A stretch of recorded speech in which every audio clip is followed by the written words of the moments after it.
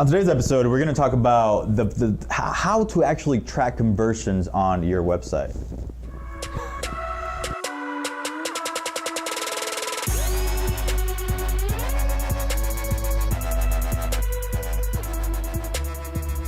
Howdy y'all, welcome to another episode of Tip for Tip, where you ask your marketing question in exchange for a tip in your industry. My name's Aaron. And my name is Christian, and today we have John Paine, your journey coach. Hey, my question for BitBranding is, I'm in a service organization and I am interested to know, how do I evaluate the effectiveness of my marketing efforts on my website?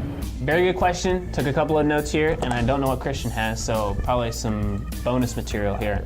All right, so Google Analytics, that's your bare necessity here to figure out where your traffic's at so that you can measure where you're going, whatever that goal is. So you need to figure out what the goal is and then measure it by the traffic, if that's your goal.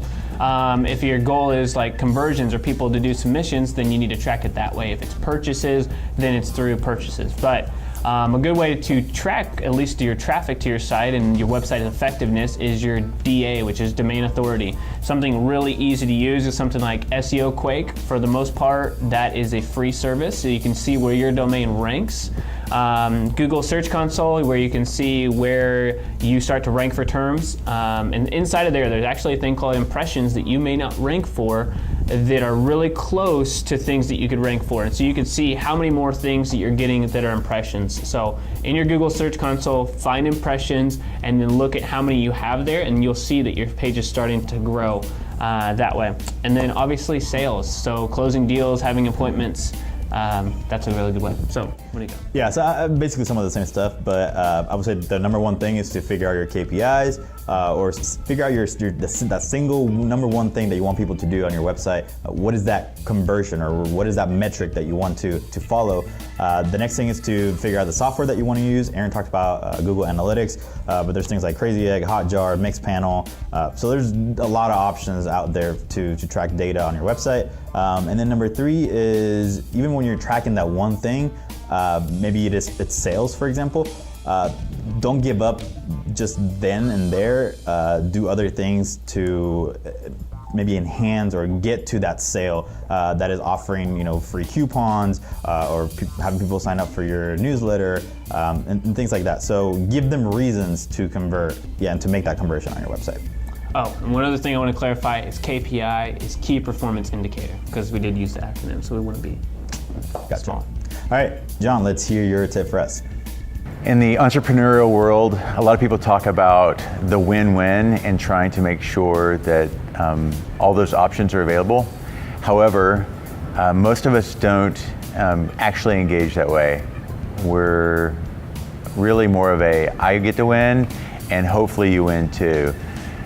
My tip for today is, if you want to truly engage in a win-win with whoever you're in relationship with, whether it's a client or an employee or a significant other, to truly engage in a win-win with that relationship, you have to embrace an abundance mindset.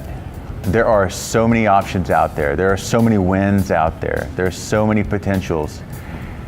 Engaging in an abundance mindset allows you to embrace and have access to all of those. That's my tip for this week. John, thank you for that tip. I was actually talking to Aaron about this a little bit ago. I didn't really know I thought there was more to the abundance mindset, but that's just having the mindset of, if you win, I win. If I win, you win, which is exactly what your tip is. Right. I was going to say, there's a lot of people who think that there's not enough money in the world, and there's a lot of people who think that there's more than enough money in the world. So it's just kind of a mindset mentality. So yeah, I think it's an absolutely great tip. Today's question of the day: where is your favorite vacation spot? Very nice. All right, thank you, John, for being on our show. And if you're a business owner, you're wondering, how can I get on Tip for Tip? All you have to do is go to bitbranding.co/tip for tip. And just fill out the form. We'll get you on the show. See you guys. Yeah, see ya.